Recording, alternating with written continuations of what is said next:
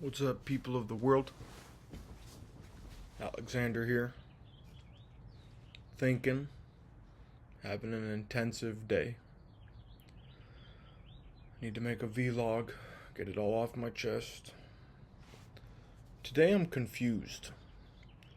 Now, this is something I used to have a hard time admitting to myself. I was a very stubborn person growing up. These days, I see that I'm uncertain of myself, and it feels more mature to acknowledge that humbly. That as I get older, the world is more than I could ever understand. And so, with that in mind, the conflict within me is resulting in uncertainty that I can only call confusion. So, I don't know if I want to move to Israel. I don't know if I want to be in a relationship with this woman I've been with anymore.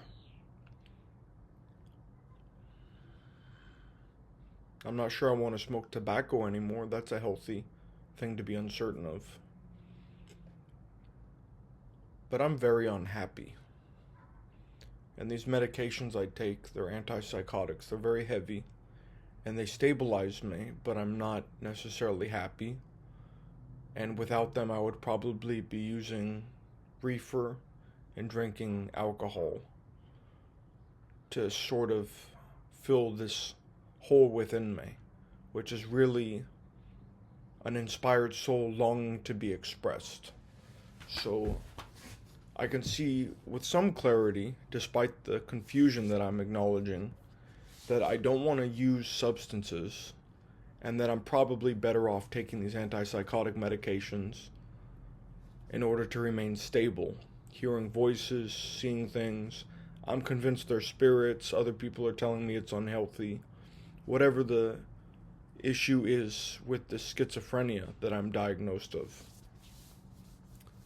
Being delusional, being unreasonable, acting impulsively, not thinking about the consequences of my actions, leaving my home wherever I am to go pursue a travel or an adventure or backpack somewhere, and not thinking about how I'll eat, how I'll stay hydrated, how I'll sleep, basic amenities, a sleeping bag, leaving with a poncho one time, and freezing myself, shivering during the winter. It wasn't so responsible of myself. And I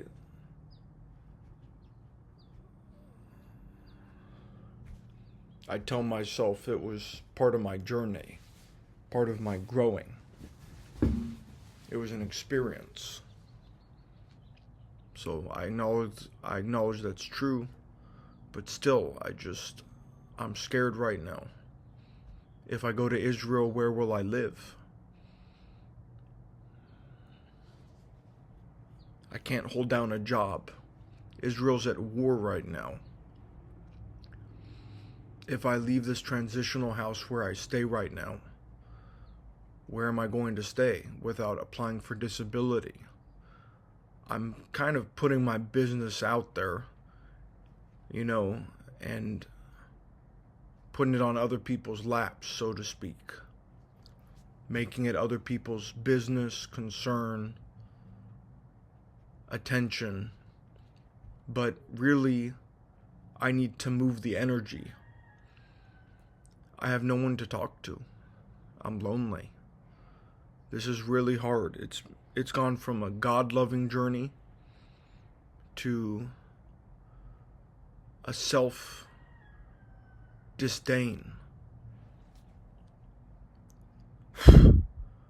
An experience of feeling distance from understanding myself. As the world gets more complex, Trump is in his office, the side that I'm on politically, that I'm surrounded by, is not supportive so much of him and his office. That being that what he's doing is crazy, insane, unreasonable, dangerous, dishonest, and flawed. So that permeates my consciousness right now, hearing others talk about that. And that concerns me, being a prophet, being an ex-anarchist, person that believed in revolution. And I know that I don't have so much to be afraid of because I've matured to a more conservative standpoint, a more conservative perception, being that the world has territory belonging to each person and each community, and that territory needs to be respected and taken into consideration, that other people's territory and other communities' territory need to be respected. So that's maybe the basis of most politics, in my opinion: territory and balance. I'm scared of the world changing. It's very complicated right now. It's not a good time to be homeless. It's not a good time to be mentally ill, although I am improving still, but still struggling with depression, struggling with my body, being grounded in my body, seeing the world as it is, feeling deeply, being sensitive, feeling, perceiving, allowing the world to enter me. I am resistant, so I smoke hours on end each day, tobacco, because I don't want to let the world in. I don't want to be vulnerable. So I stay on my guard, on my toes, and I watch, and I keep to myself, and I have a cold shoulder. I have 2 cold shoulders, and I'm not happy. This isn't working. I need to be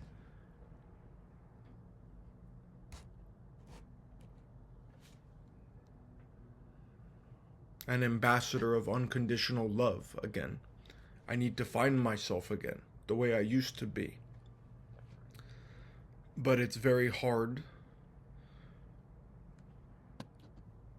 to salvage the happy love that I had before without expressing a resentment toward authority using freedom and art. An immature standpoint that I had before, which was being rebellious. I can't do it in my 30s now. It's not tolerable. I will go back to jail. I've served 2 years plus in jail, about 2.5 years. And I've served maybe 1.5 to 2 years in mental hospitals. Frightening, dark experiences. What am I to do? Leave me a comment. What am I to do? Seriously. Where do you go when you have nobody? And in these videos, I'm talking about being the Mashiach, the Messiah, a prophet. And I'm talking about being mentally ill. I think it goes hand in hand. But I don't think that I'm deluded in thinking that my identity, truthfully, is a reincarnation of Jesus. I don't think that's connected to the mental illness. And moving further into the topic of who to talk to and find relief and diffusion of this pressure building up, is that I have a religious community wherever I go. I'll be welcomed by Christians, and myself as a practicing Jew. I always have a home at the synagogue. I always have a home during high holidays. I always have a home with my family.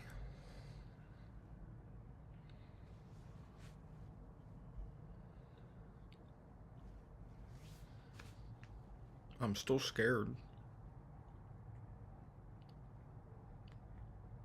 How do I find it again? I can't be a kid. I'm surrounded by grown adults, people in their 40s and 50s. I don't hit the weed anymore. I don't drink the beer.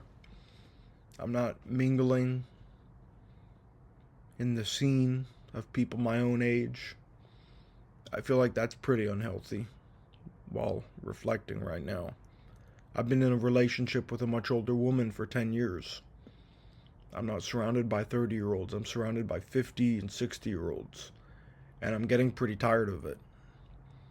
So, last night I broke up with my girlfriend. I've been talking about my relationship in these videos. I've been thinking about it. I've been writing about it. I've been picturing it. I've been imagining it. I've been fantasizing it. I've been dreaming it. It's gone. I don't want it. I want to be around people my own age. And I'm not sure, in the deepest place of expression I can find to share from right now, that I'm not sure I want to date or sleep with any women. I think I want to be celibate. I have recited vows that were very serious before, and I haven't told anybody because it was the most alone I ever was. I was on the street and I was a soldier, man. I was surviving, and I had nobody to cry to, and I didn't allow myself to reach out to my family.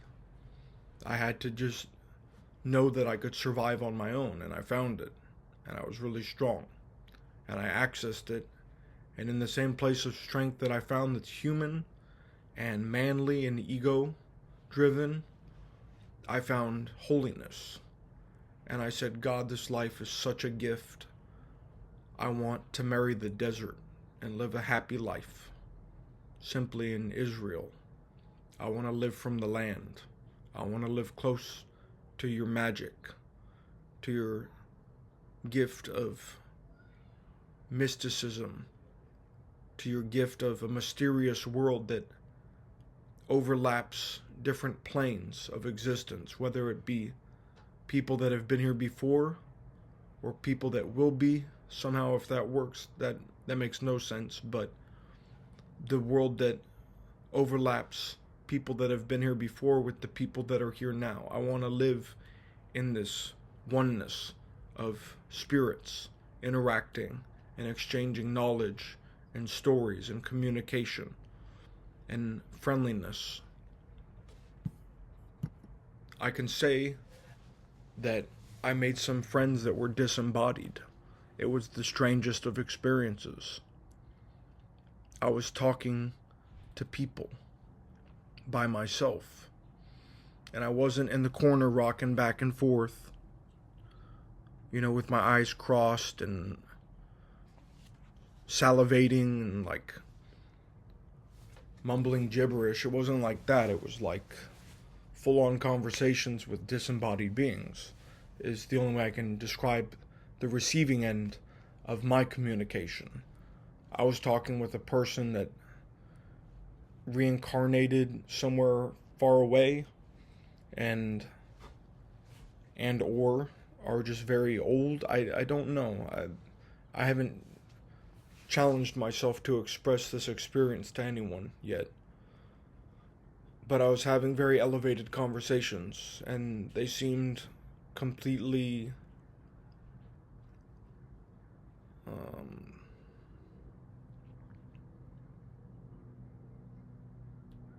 tangibly cohesive. They were cohesive. Coherent. Coherent.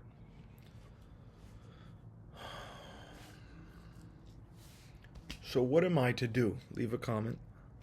I guess that's my new thing. It's going to be my new thing. I'm going to start doing that. Tell me, what should I do? If I'm the Messiah, what would you do? If you have that open place in your heart and soul to receive another person that wants to take space in that empty space. You're in a receiving time of your life where you can take on a big entity or a big energy or a big soul I'm that big soul. I'm not trying to impede on other people and say that other people are less important than me, or that I think I'm better, or that I have to dictate anything as a spiritual leader in training, as a spiritual advisor in training, as a counselor in training, as a rabbi in training. I'm not trying to impede, but I really am lost, and I have a lot to work with, a lot of pieces in the puzzle that I have an idea of what the big picture is from looking at. I have an idea of what the big picture is. You know, the pieces I have contribute to me, they help me, and I have an idea, but I'm just not sure yet. Should I go to Israel? Leave a comment. Is that a good idea?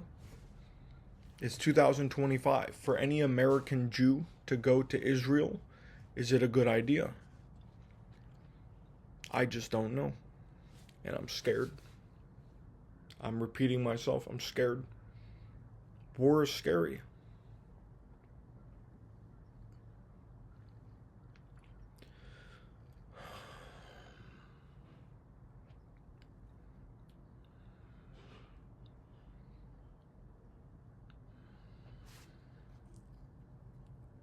And now I'm single.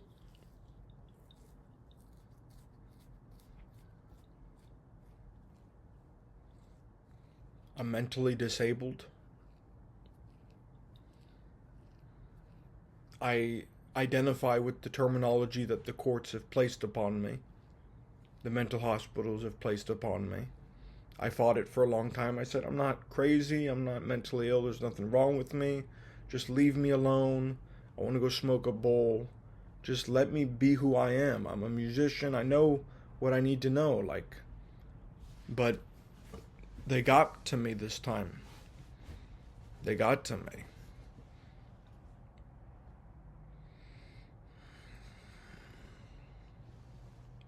They got me to comply with medication. And I don't feel the same when I'm on medication. Maybe it's not meant for me. Maybe I'll take it for a short period of time longer, or a couple more years, I'm thinking. And I'll be stable, and I'll have the coping tools that I need to live as a normal person in society. I'll be back committed to making paintings and writing music and performing at the open mics, and go back to school for music, study musical theory and a couple other subjects. I mean, put my roots back down and share my experience with other people. Hey, I come from a mentally ill background. Can we still be friends? Yeah, sure. All right, just don't flip out on me. All right, I won't. I'm not flipping out. I'm flipping in. I'm doing Vipassana. Vipassana. Uh-huh.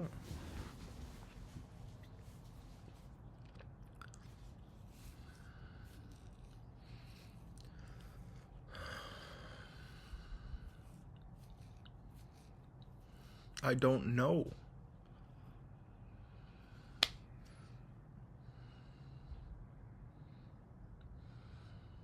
This is a really bland video. All these pauses. I don't even imagine a person watching this. I can't see it in my mind. Who would want to watch this? Unless I'm just reaching a person that needs to hear a similar background that they have. I don't know. I guess I'll keep making these videos. It's content. It's something. I said some substantial things. They had substance, I mean.